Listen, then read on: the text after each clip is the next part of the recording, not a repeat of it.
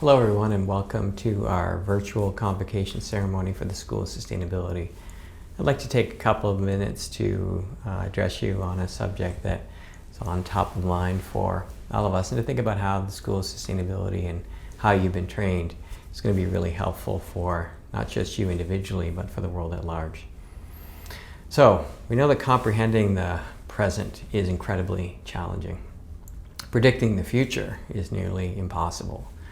Yet the current pandemic crisis means people are looking for answers, not just about what's happening today, but why didn't we properly predict the magnitude of this virus and how we can do a better job of predicting future pandemics.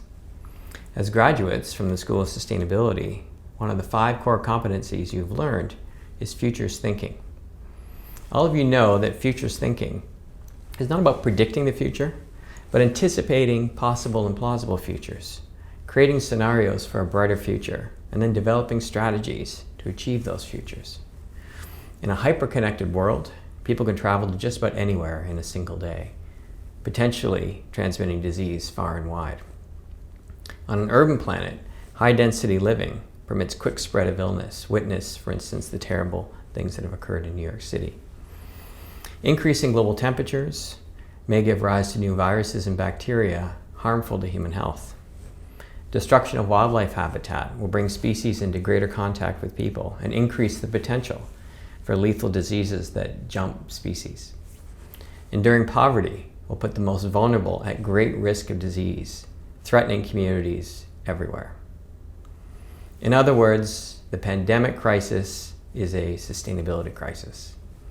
Anticipating future crises and being ready for them will require a systems approach that integrates the social, ecological, and technical factors and dynamics that all of you have learned about in the School of Sustainability.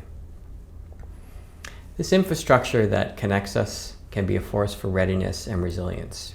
We cannot turn back the clock on globalization, on urbanization, or the telecommunications revolution. These are powerful forces that can do harm, but they can also be harnessed to do great good. How to align these and other forces to achieve the future we want will require a great deal of care, imagination, creativity, and energy.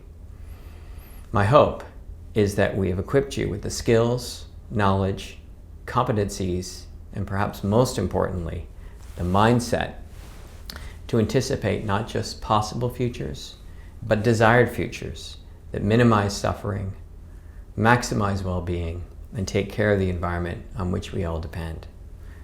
So now more than ever, the world needs this kind of thinking and these kinds of thinkers.